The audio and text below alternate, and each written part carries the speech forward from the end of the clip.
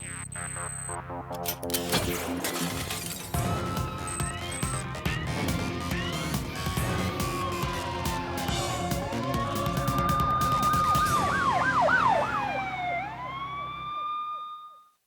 Number आपका स्वागत करता है। मैं हूं माधव तिवारी। हर अपराधी के लिए अपराध करना जितना आसान है, उतना ही मुश्किल है जुर्म को छुपाना भी। क्योंकि मशहूर है कहावत कि गुनाह और गुनहगार कभी छुप नहीं सकते। एक नजर हमेशा उन पर टिकी है और वो है 100 नंबर, जिसकी पकड़ से कोई भी क्रिमिनल बच नहीं सकता। और आज समाज के वही दुश्मन 100 नंबर के टारगेट पर हैं।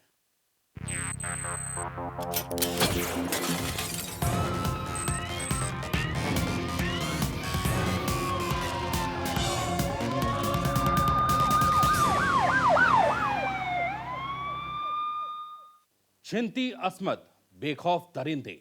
जी हां, उत्तर प्रदेश के यही हालात हैं। बहु बेटियां न घर के अंदर महफूज हैं और न ही सड़कों पर सुरक्षित। अपनी परछाई से भी डरती हैं और ये खौफ लाजमी भी है। अगर यकीन नहीं आता तो बिजनौर से सामने आई हैवानियत की दास्तान आप भी देखिए और अंदाजा लगाइए कि बहु बेटियां क्यों न डरें।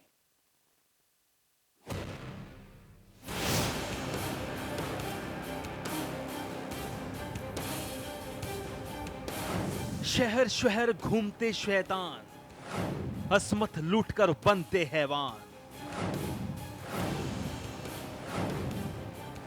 उत्तर प्रदेश में बहु बेटियां सुरक्षा की लगा रही गुहार। छिनती आबरू, बेखौफ दरिंदे।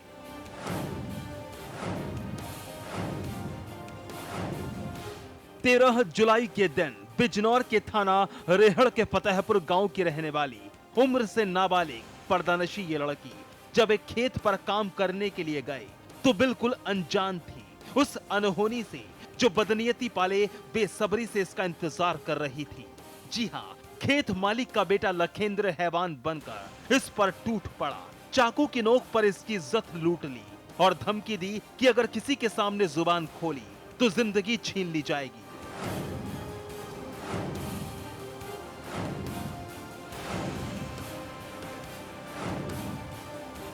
बलात्कार का शिकार बदहवास लड़की खामोश अपने घर पहुंची, लेकिन ज्यादा देर तक अपने दर्द को दबाकर बैठ न सकी।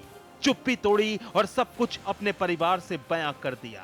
खेत मालिक के बेटे लखेंद्र की गंदी करतूत सुना कर रख दी और जैसे ही बेटी के मुंह से उसके साथ हैवानियत की दास्तान सुनी तो पैरों तले जमीन खिसक गए। पीड़ित परिवार अपनी बेटी को लेकर सीधा थाने पहुंचा और खेत मालिक के बेटे लखेंद्र के खिलाफ बलात्कार का मुकदमा दर्ज करवाया।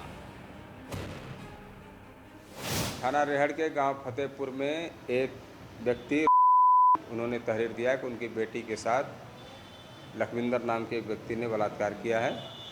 इस तहरीर पर अभियोग पंजीकृत है। अभियुक्त को गिरफ्तार किया जा चुका है।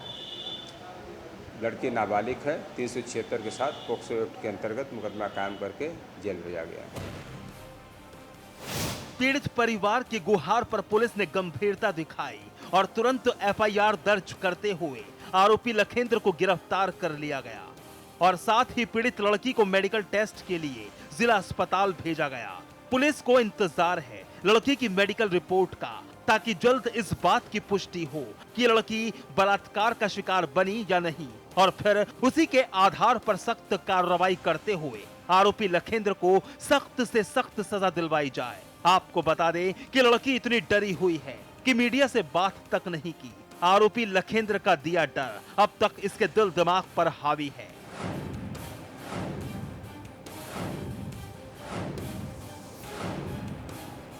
अब जरा बताइए कि क्या वाकई बहु बेटियां सुरक्षित हैं उत्तर प्रदेश के अंदर? पुलिस प्रशासन जो दावे करता है वो कितने मजबूत हैं? बिजनौर की ताजा वारदात बयां भी कर रही है।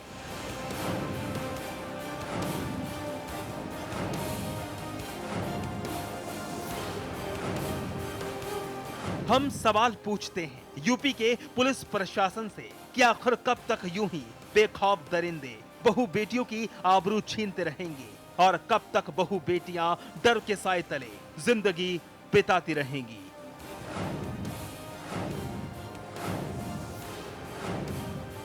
Rohit Tripathi, Bijnor, national voice.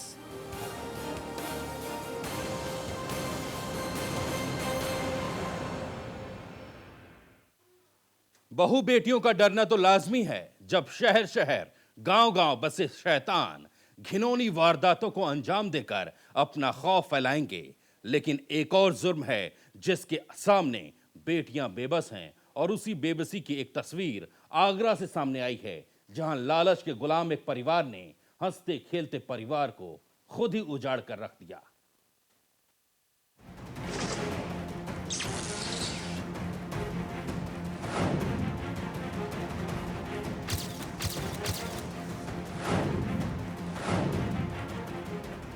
शादीशुदा ममता अब इस तस्वीर का हिस्सा बनकर रह गई है।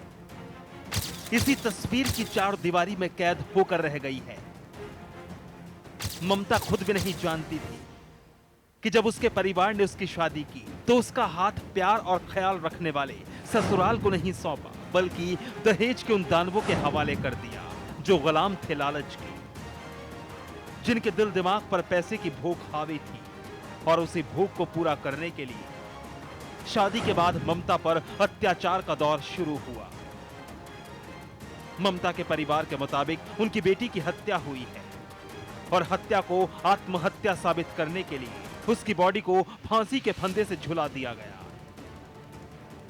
क्योंकि ममता के शरीर पर चोट के कई निशान हैं और हाथ की नस भी कटी हुई है। लड़की को ले गए और एक हफ्ते ठीक ठाक रही, फिर उसका फ़ोन आने लगा कि मेरे से जो है परेशान करना शुरू कर दिया। तो हम लोग जो शादी में गए थे लखनऊ, जो है विद फैमिली के, वहाँ से रात में सूचना मिली, लौट रहे थे तब आज ही कैसे इस तरह से उसको जो है नस काट दिए हैं और गले में फांसी लगा कर उसको मार दिया गया। ममता की बॉडी पर चोट के चस्पा निशान और हाथ की कटी नस इस और तो इशारा कर रही है कि हो ना हो ममता के साथ कुछ तो गलत हुआ था। और ममता का मायके पक्ष भी गवाही दे रहा है कि यह सुसाइड नहीं बल्कि मर्डर है। वारदात आगरा के थाना शाहगंज की पंचशील कॉलोनी से सामने आई है और पीड़ित परिवार का बयान है कि कार के लिए उनकी बेटी ममता का कत्ल कर दिया गया। उसका ससुराल पक्ष लगातार दहेज के तौर पर एक कार की डिमांड कर रहा था और जब कार देने से इनकार कर दिया गया तो उसकी हस्ती मिटाकर पुलिस को गुमराह करने की कोशिश की जा रही है। फिलहाल पुलिस ने ममता के मायके पक्ष के बयान पर दहेज हत्या का केस दर्ज कर पति आनंद पाल समेत 3 लोगों को गिरफ्तार किया है, जिनसे पूछताछ जारी है। 18 नंबर 2 में ये सुंदर सिंह जी की बहन भी आई है ममता नाम से।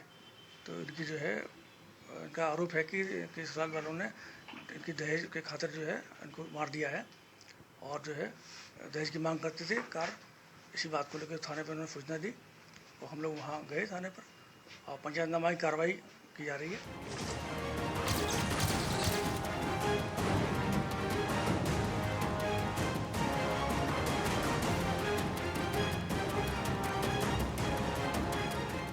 ममता की एक मासूम सी बेटी भी है जो अपनी मां की मौत से गमजदा है। सदमा हावी है उसके दिमाग पर। पुलिस ने पीड़ित परिवार के बयान पर तुरंत एक्शन लेते हुए कार्रवाई भी शुरू कर दी। लेकिन हम सवाल पूछते हैं कि अगर ममता ने सुसाइड किया तो उसके पीछे क्या वजह रही? क्यों वो इतना मजबूर हो गई कि मौत को गले लगा लिया? क्यों नहीं अपनी मासूम सी बच्ची के बारे में सोचा? और अगर ममता की मौत वाकई एक मर्डर है तो यह बात तो साफ है कि वो दहेज की बलि चढ़ गई, जहां ससुराल पक्ष ने उस पर सितम ढाते ढाते उसकी जिंदगी तक छीन ली। Sajjan Sagar, Agra, national voice.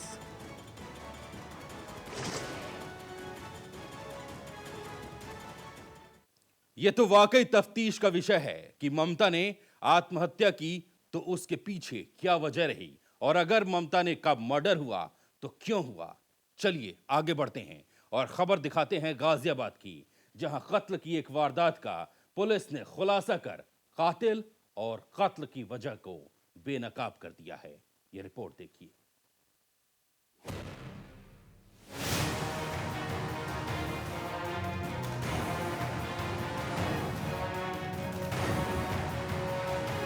इस जगह की हरियाली भले ही आपको खुशनुमा एहसास दिला रही होगी, लेकिन इसी हरियाली के बीच किसी का बेरहमी से कत्ल किया गया।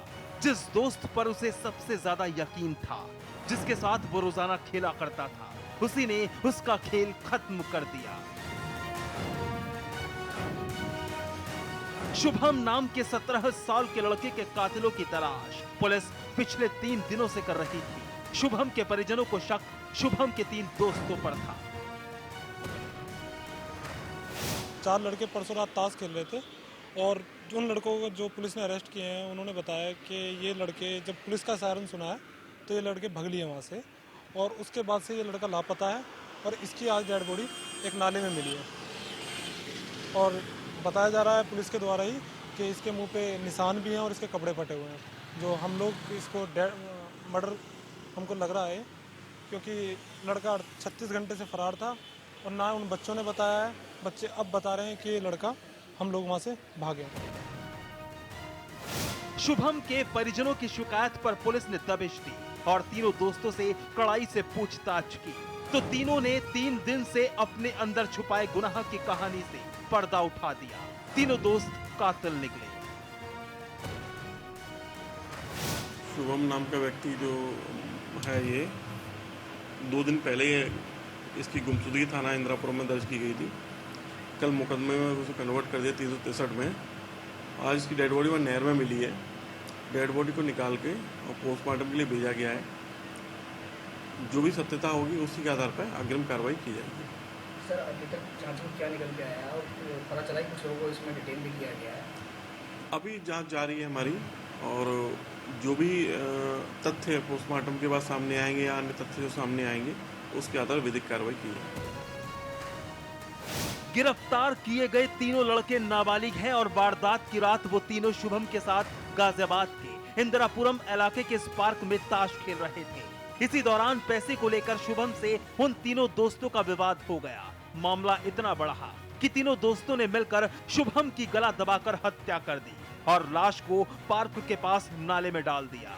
पुलिस ने इस मर्डर मिस्ट्री को सुलझा लिया है, लेकिन सबसे बड़ी बात यह है कि मारा गया शुभम और उसके कातिल सभी नाबालिग हैं। ऐसे में कम उम्र में अपराध की मानसिकता चिंता पैदा करती है। Shakti Singh, Ghaziabad, national voice.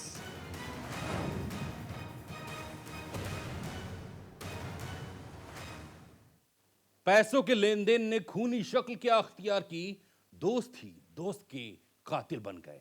वक्त एक छोटे से ब्रेक का है। ब्रेक के बाद दिखाएंगे राजधानी लखनऊ में 20 लाख रुपए की लूट।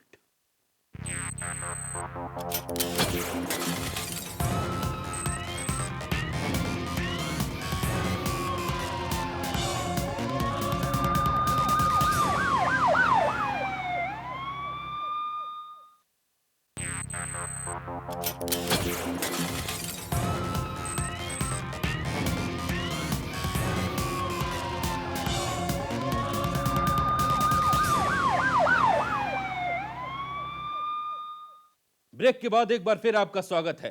उत्तर प्रदेश की राजधानी लखनऊ का लॉ एंड ऑर्डर भी राम भरोसे है। यहां भी अपराध का आंकड़ा आसमान छू रहा है। अपराधी बेलगाम हैं और बदस्तूर पब्लिक पर कहर बरपा रहे हैं। उनके जान माल पर टूट रहे हैं और पुलिस पस्त है। अगर यकीन ना आए तो दिन दहाड़े अंजाम दी गई 20 लाख की लूट आप भी देखिए।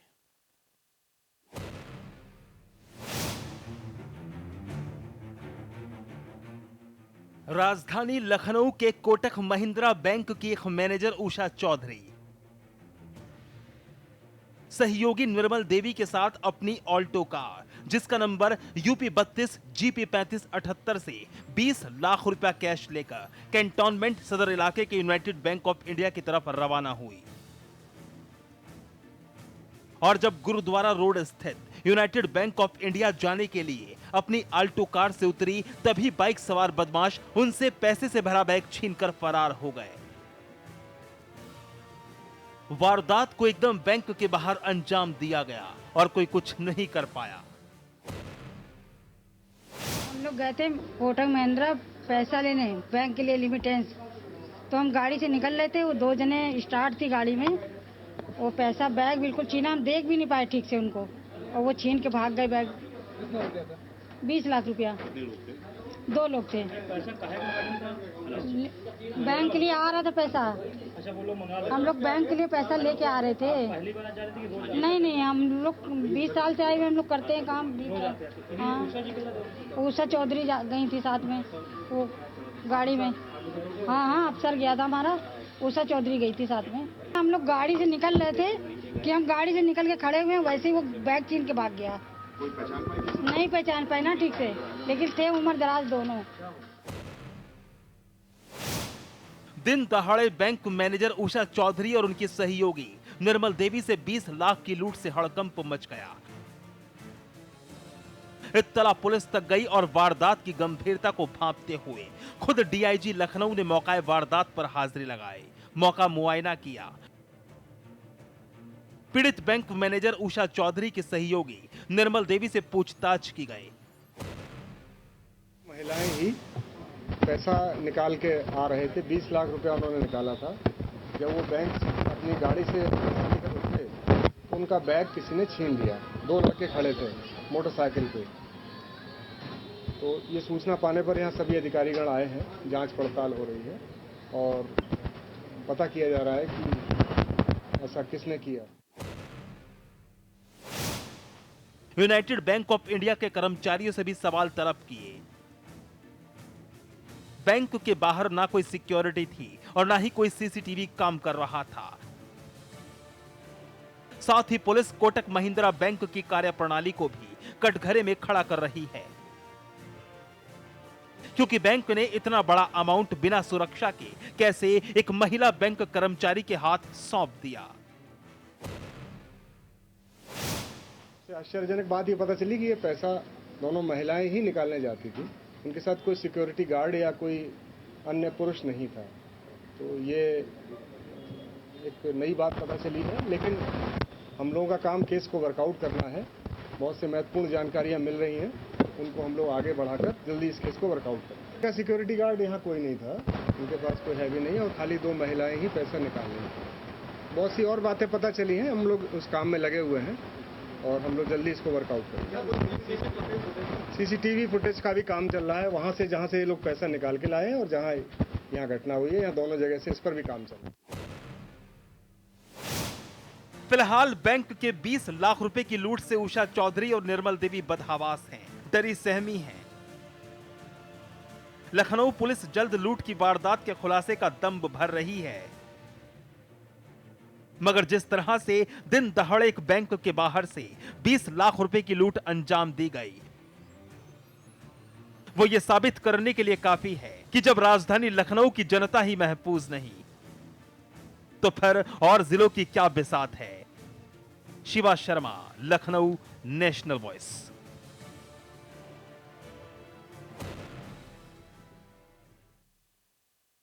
दिन वही अच्छे थे जब मकान कच्चे और रिश्ते पक्के हुआ करते थे, लेकिन अब परिस्थितियां बदल रही हैं। अपने ही अपनों के खून के प्यासे हो गए हैं। रिश्ते कच्ची डोर से भी नाजुक हो चले हैं।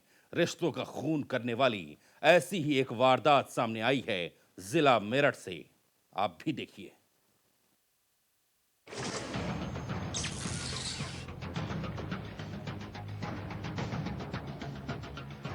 पोस्टमार्टम हाउस के बाहर सफेद चादर में लिपटी लाश संजय राठी की है।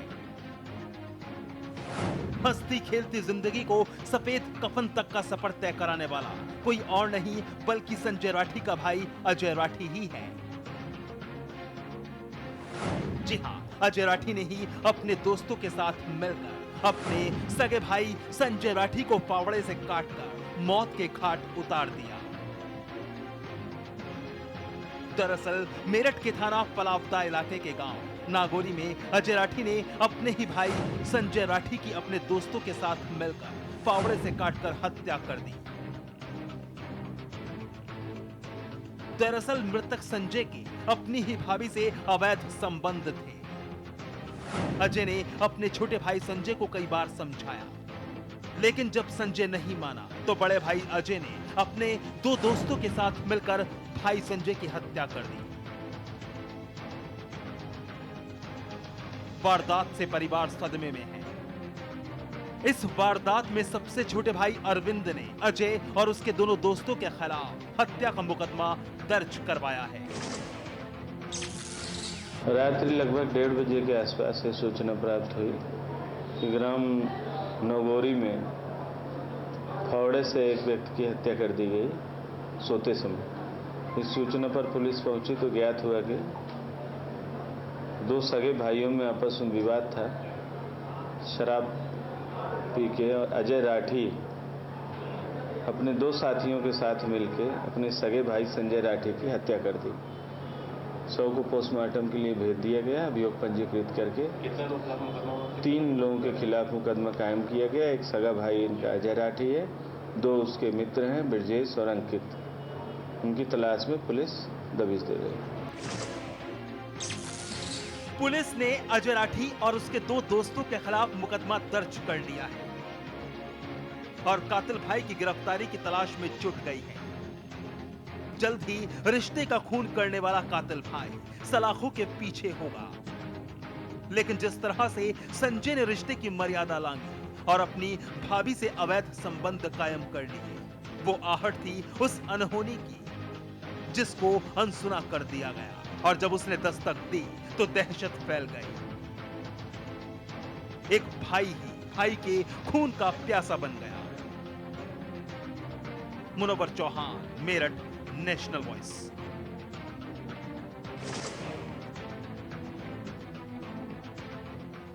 आज बस इतना ही। कल फिर खुलेगी गुनाह की एक और डायरी और 100 नंबर पर होगा उसका हिसाब किताब। दीजिए इजाजत। नमस्कार। जय हिंद।